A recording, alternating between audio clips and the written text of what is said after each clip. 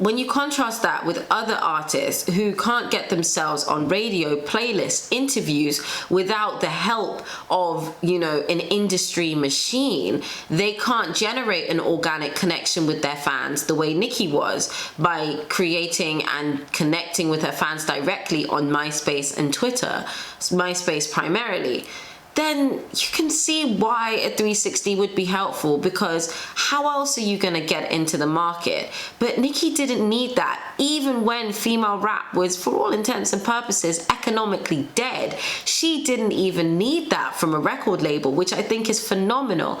And the fact that she knew that and was savvy enough to get herself in that position, she's the definition of self-made. And I think it's really interesting, and we've got to give Nicki her props and give her snaps, because that was an amazing thing for her to do.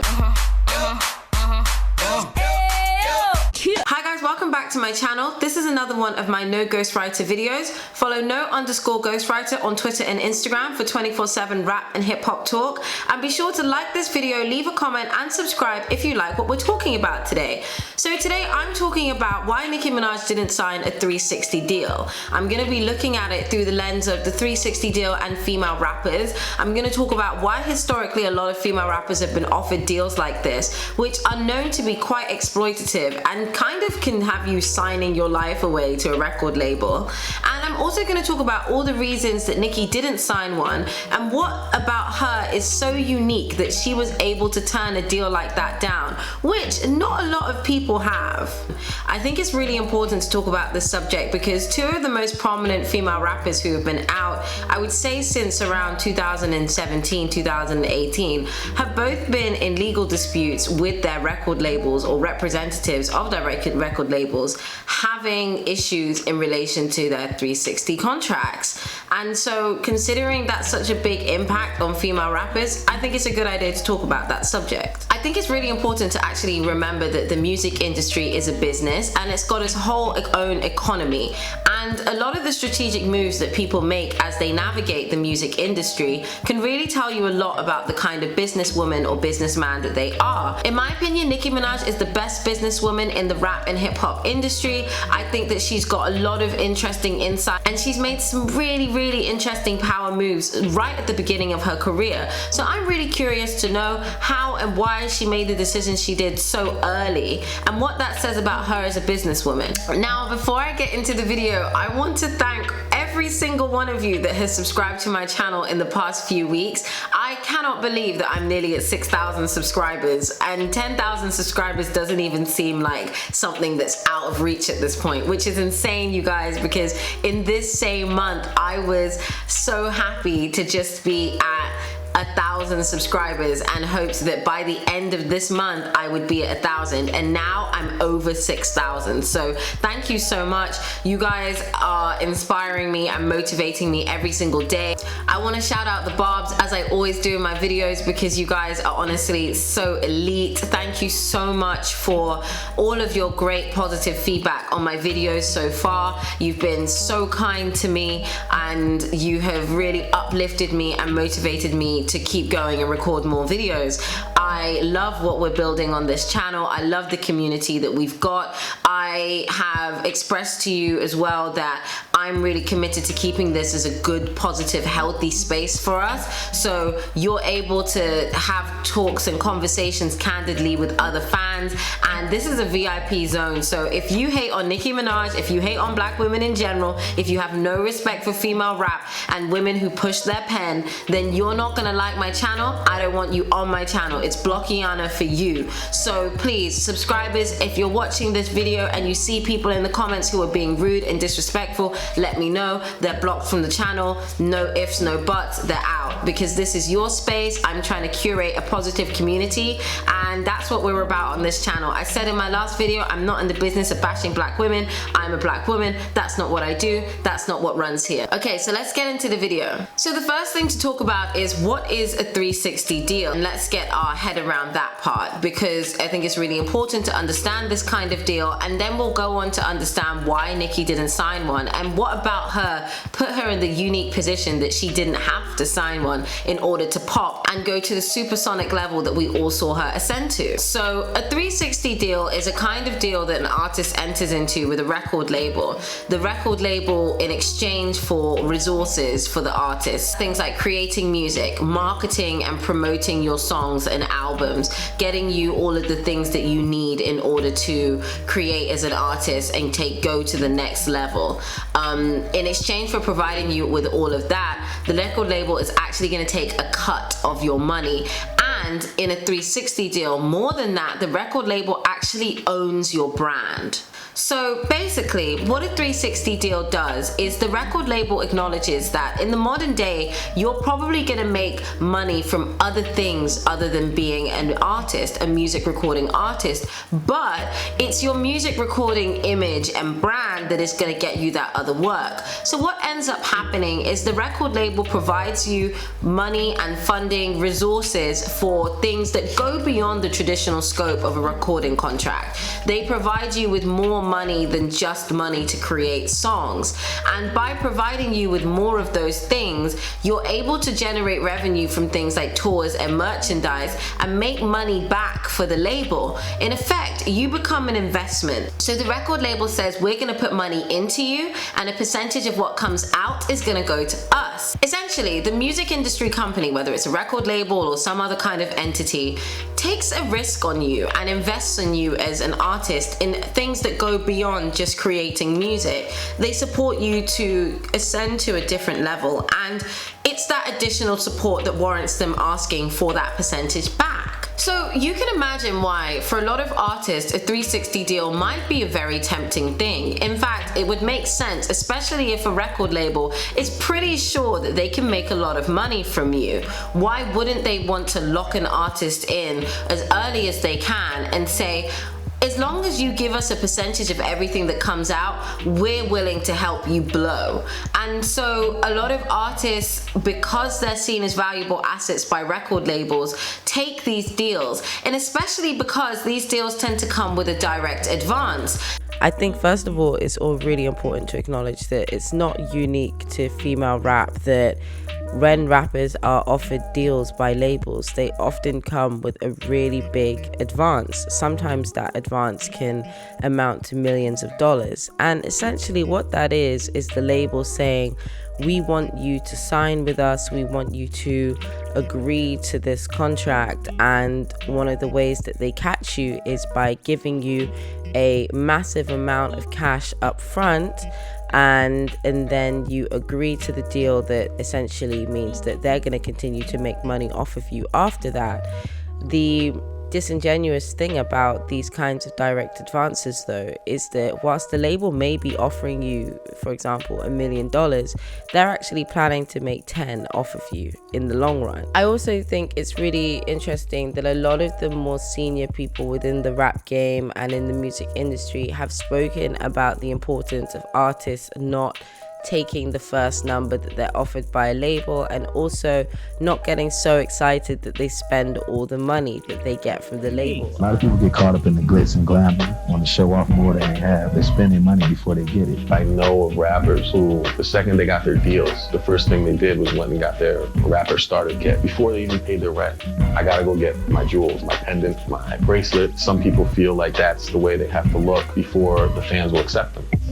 I got the jury and all that, but that's the ghetto fabulous. That's what the crowd want. If you don't have it, you're looking at somebody like they whack or something, but that's not the way it should be, but that's the way we kind of seeing it. The more and more it grows where people have the big jewelry on, the cars or whatever, you ain't gonna be riding your video in a Pinto. So even when a hot new talent strikes gold, I got $1 million out of the deal. a day in a life can quickly turn that million back into 50 cents. Rockefeller CEO Damon Dash breaks it down. This is a realistic look at what $1 million is to a first-time rapper. First of all, it's tax half. So that's $500,000 right then and there. Boom. So now you got $500,000. The first thing you got to do is get a nice car. My truckity truck. And there's $100,000. Now you got 4 left. You got to get your jewelry game up. and things are costing a lot lately. I like necklaces. So let's say you spend 100 on the low ball side. You know what I'm saying? Because you want to keep up with everyone else. So now you got what, 300,000 left. You got to get a place to live, and you don't have good credit because you're just coming from the street. So you got to drop more than 20%. I'm at home, baby. So now you got about 250 left. Now your homeboys think you got way more than you have, and you got to look out for everybody on your block. So put 50 to that. You got to keep your fresh together. I love my Gucci fits. They tailor-made. So you're going to spend 50 on fresh. Your sneakers, you got to pop tags every single day. So put 50 on that. Get you a pair of these right here. You have an overhead where you have to maintain all these things every month. So now you might have 20,000 in bills every single day. You know what I'm saying? And there it is. It's gone. There's no more money. It's a wrap. Your million is nothing. In the rap game, a hit can make you an instant millionaire. My first $1 million check, I was so excited to get it. I think I was 19. I just became a millionaire. But an instant may be as long as that million's gonna last. Rappers are responsible to pay a piece of the marketing and promotion of the record, which in today's climate can run in the high millions. Now the cost to market a record is so high because there's so much competition. If you're a big artist, or even if you're a new artist, if they want you to become visible, they're gonna have to spend the money to compete with the Eminems, the Snoop Dogg, the Jay-Z's. So when the album hits the store, it may take a long time before an artist sees any money from sales, if at all. When the records go out, you got to pay back artist advance before you start collecting. They call it recouping. Everything, every single dime, every red cent has to be made back before the artist can even begin seeing money. Industry rule number 4080. Record company people are shady. Hip-hop veterans, The Tribe Called Quest, learned the royal truth about record royalties when their classic album, The Low End Theory, was released. Low End Theory sold about 1.5 million. Our budget that we was allotted for that album was $375,000. 3 videos. Each video probably costs, averaged out maybe about 80,000. So we had to pay half. That's 40,000. 40 times 3 is 120. So that's 120,000 tagged onto the 375,000. There's 3 of us in the band. We have to split it. We have to pay group tax. Then you pay individual tax. Then by the time you pay your lawyer, your accountant, your manager, you're left with probably about maybe 15,000 each. When I had my record out, I was in my mother's living room sleeping on the couch. Another possible reason that female rappers have been offered 360 deals quite a lot is that Atlantic Record is allegedly the birthplace of the 360 deal, and Atlantic Records has also traditionally signed a lot of female rappers, particularly those who were active in the late 90s. So it's possible that because of that record label's history with these kinds of deals, that they have also just implemented them for female rappers. Before Nicki came into the music industry, female rap was in a massive decline, to the point that articles were being written, the Grammys had withdrawn the female rap category, and it was very clear that female rap was absolutely not in the same place as the men in rap music. And that's with everything that had happened in the 90s included. So by around 2007, female rap wasn't making money like that. So if you wanted to rap in that period and you were offered money in advance by a record label, it would make sense on paper for you to take that money, because it wasn't a profitable genre, at least in the eyes of the music industry at the time. So you can see how all of these influences can present the right environment for a female rapper to take a deal like this. The fact of the matter is that Nicki shook the table when she didn't sign a 360 deal with Atlantic Records or any other record company for that fact, because at the time, like I said, female rap wasn't making the same money that it is currently making thanks to Nicki. And so when she went out on her own and turned it down, the story goes that this really, really irritated people within the industry, and actually is what put the target on Nicki's back that I discussed throughout my Hate Train video. So if you're interested in learning about Nicki's position in the music industry and how and why the music industry turned against her and made her a target, then watch that video. Under a 360, the record label doesn't just get your money from your music. They own your brand, they own your likeness. They can tell you what to do and how to do it, when to do it and where to do it. And that was a source of the dispute between Megan Thee Stallion and her original label 1501 Entertainment. Now, I've already told you guys I'm a baby lawyer, so I've done a legal podcast episode on Megan Thee Stallion's bad contract, which I think will be really interesting for you to listen to if you want to learn more about contracts in general, bad contracts, and things that artists should look out for before signing on the dotted line. I think it's really important that artists understand that hip hop and rap is so profitable. It makes millions and millions of dollars every single year. So labels know how much money they're able to make off of artists. So when it comes to rappers being offered advances like this and record labels actually saying, we're going to give you money ahead of time, it's so common and it's not a unique thing to female rap music. Having looked at what a 360 is, it's quite clear that under a 360 you lose rights to not just your music and revenue from it, but yourself as a whole brand. And it's really interesting to me that labels really do want female rappers to kind of be in a certain position, because if you've got female rappers who the label is able to package and present in a way that they want to, they can have more control over you and everything that you put out and everything that you do, and they can fix you up like in a factory to get you to be what they want so that they can make money off of you. I think it's really interesting that I think this is something that female rappers experience a lot more than male rappers. I'm not saying that male rappers don't have their same things. There are 360s that many male rappers have signed. I just feel like, being the way the industry is, that there is an element of sexism in that when it comes to women, we want to be able to package you up and sell you in a way that we can market you in a way that we think already makes money, and less of actually allowing the artists themselves to express themselves in the way that they want to.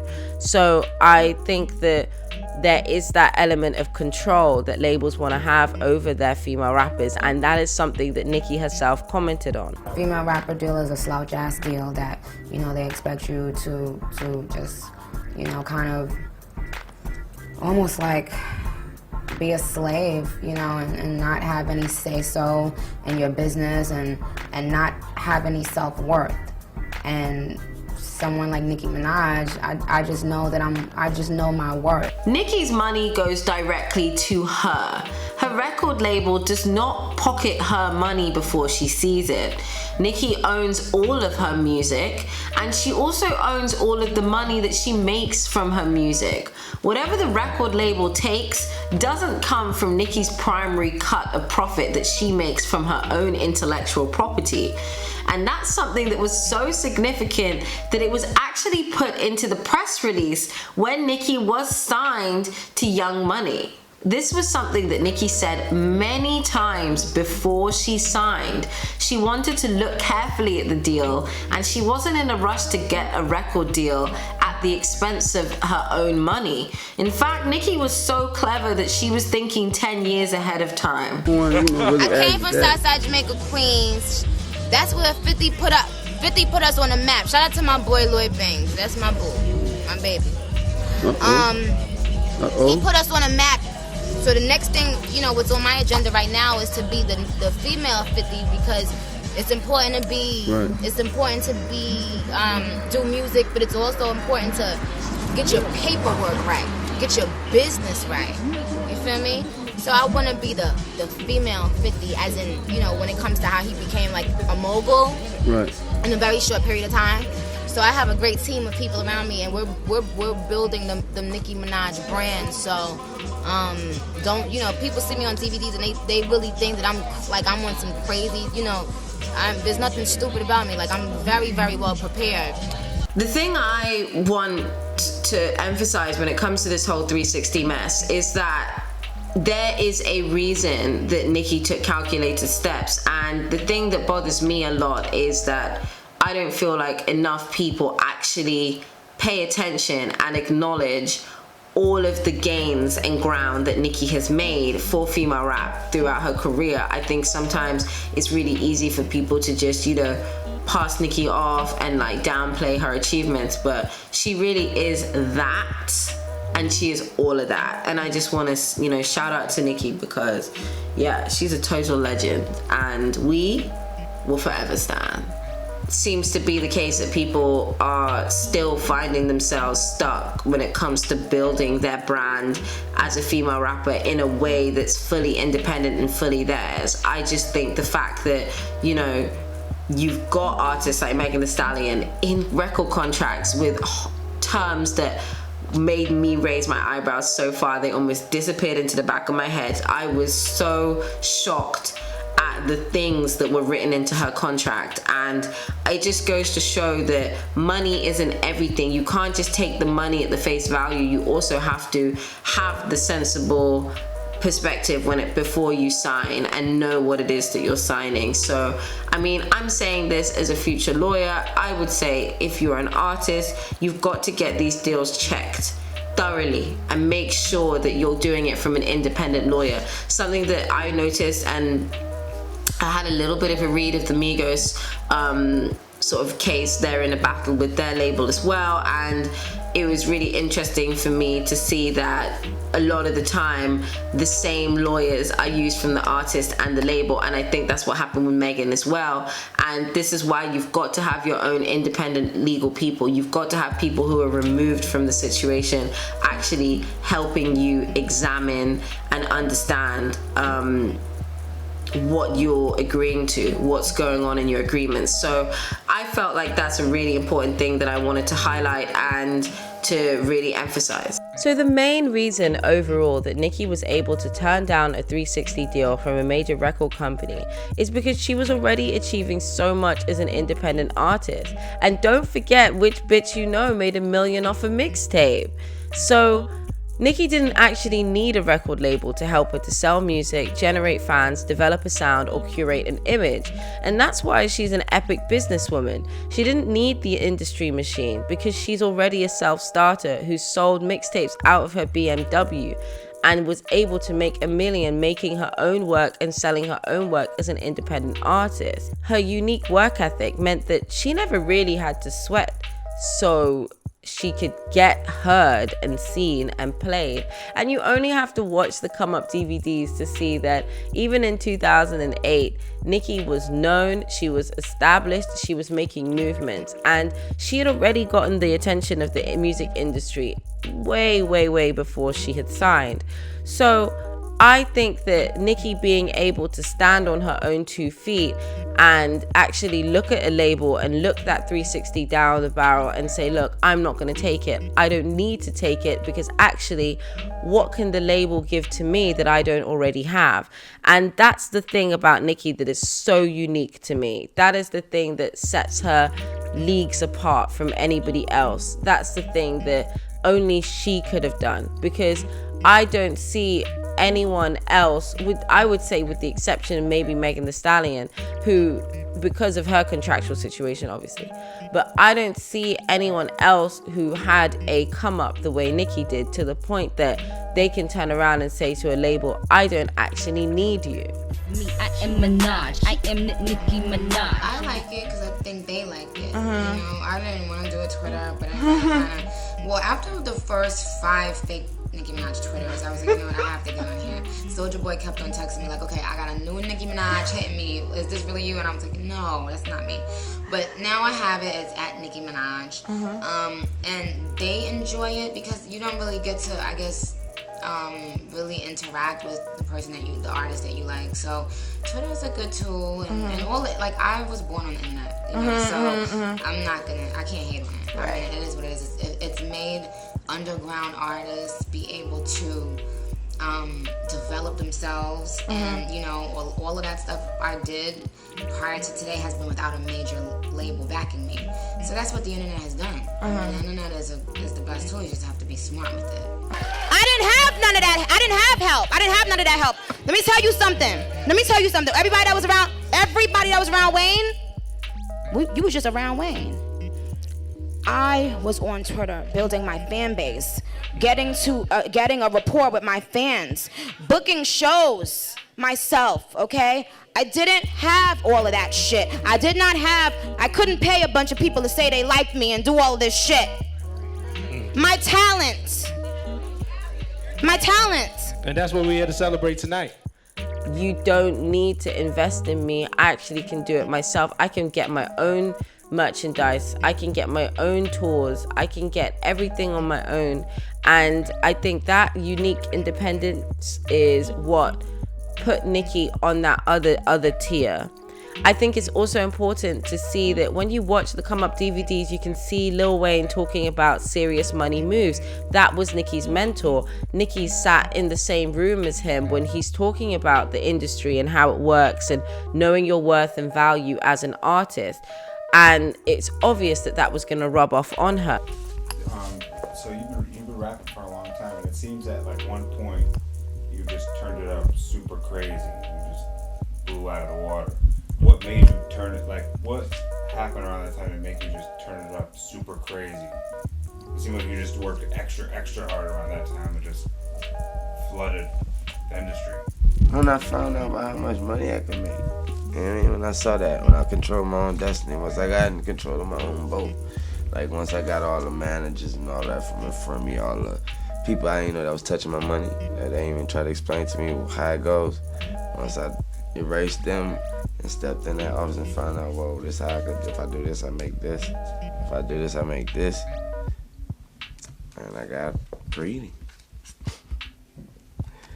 I graduated from Hunger and made a degree.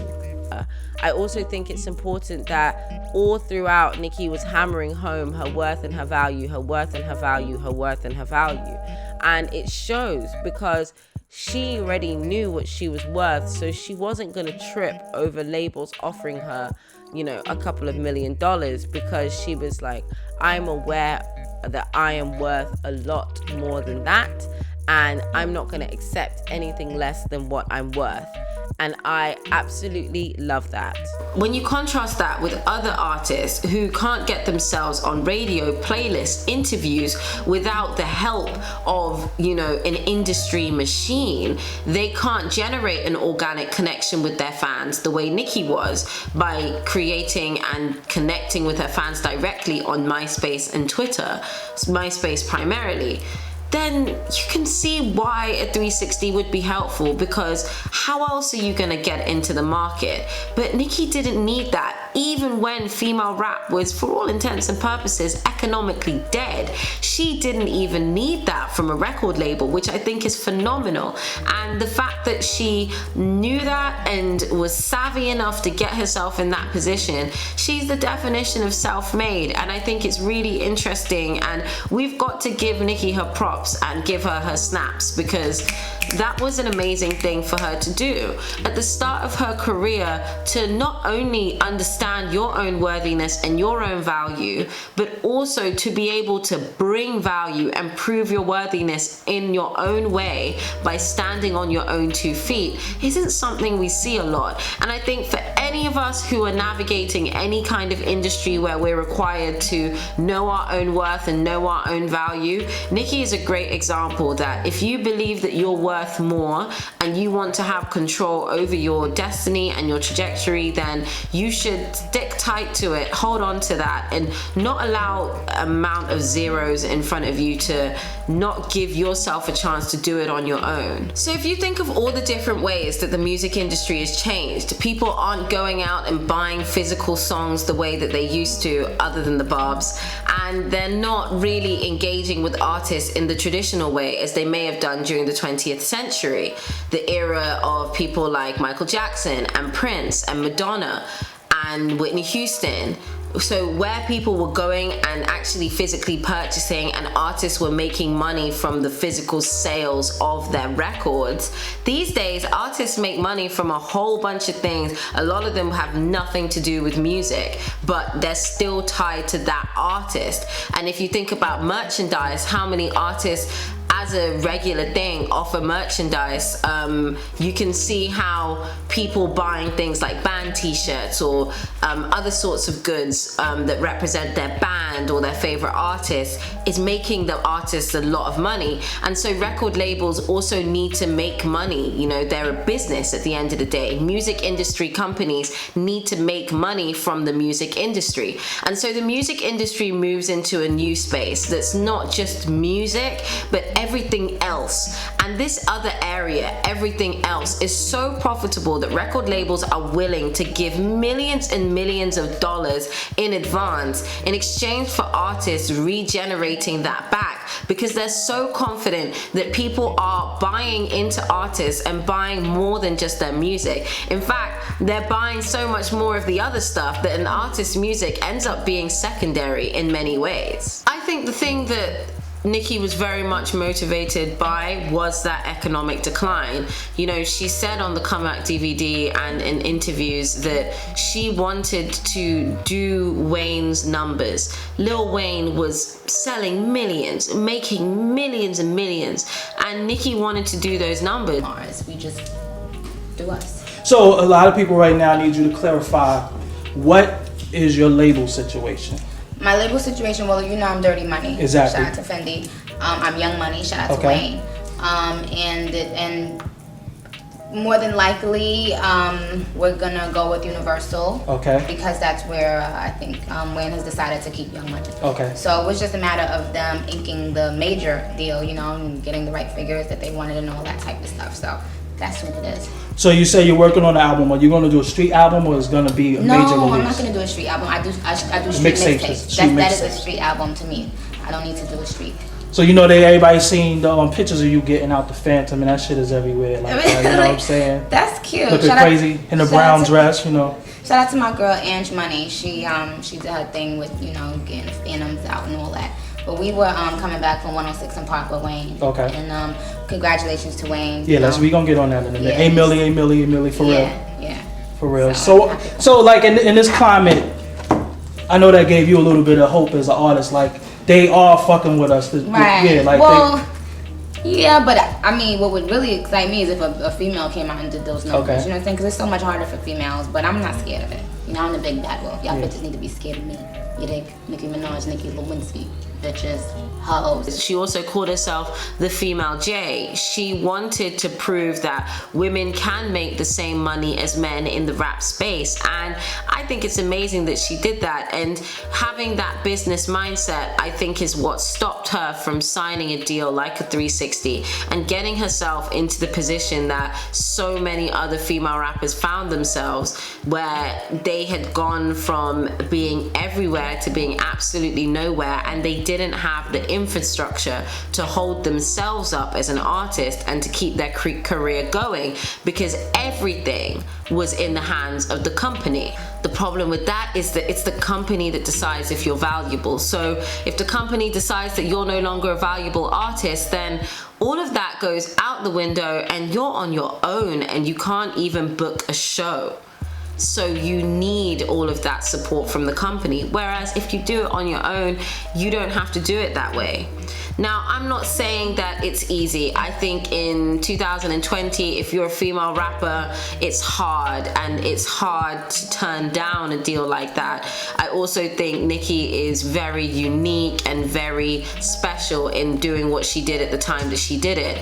I do think that what she said, that, you know, by opening doors, now people are getting meetings, getting booked, getting paid. But I think there's another question to be had about what are they getting paid for, and are they getting paid to rap? I think the thing that Nicki resisted is that she wanted to be about rap. She wanted to write her music, and she was never going to accept a deal where she wasn't going to be able to do that. And yet it seems like with female rappers these days, the rap element of it, companies don't care so much about that. They care more about the aesthetic and making money off of making you into a little brand. And that's the part that ends up emulating Nicki. And I said that in my Queen album reaction, that so much of what Nicki has commented on is the fact that record labels just want someone who makes money the way Nicki makes money. And oftentimes it's at the detriment to the artist actually being a rapper. So I just wanted to shout out to Nicki for being such an amazing businesswoman, constantly inspiring me in my own professional life, because she's teaching me to lead with my value and my worthiness. And I want everyone who is looking at Nicki and doing research into her background and her career the way I have, if you are interested in being a self-starter, somebody who's independent independent, stands alone, your money goes through you, and you make sensible and clever strategic financial decisions about your career, then I think you're going to be inspired by Nicki. I think that Nicki is a great example and is someone that all of us who want to adopt that kind of mindset should look to. So I hope you enjoyed this video, guys. I just wanted to have a look at Nicki not signing a 360 deal, what that meant, and why she was able to do that. I think it's a really unique position that she was in, and for her to completely go against the grain in that way and to back herself and get herself into a position where she actually was making her money for herself so early in her career was genius. And it's really gone to show that by doing that, she has retained control over her life. And I think that's an amazing thing. We're still here 10 years later. Nicki's still dominating. She's still topping the charts. She's still the highest selling female rapper, the highest paid female rapper. And it's just amazing to see it. Leave a comment. What do you think about Nicki not signing a 360? And what do you think about 360 deals in general? Do you think that artists are making a bad decision if they sign one? Or do you think there are some artists who should sign 360s? And tell me if you're inspired by Nicki's business moves. I know I certainly am. Nicki always gets me thinking about mogul motives and making big moves like a mogul and thinking on that level. And I'm so confident that Nicki's gonna be a billionaire. Don't forget to follow no_ghostwriter on Twitter and Instagram for 24/7 rap and hip hop talk. And I'll see you in the next video. Peace out.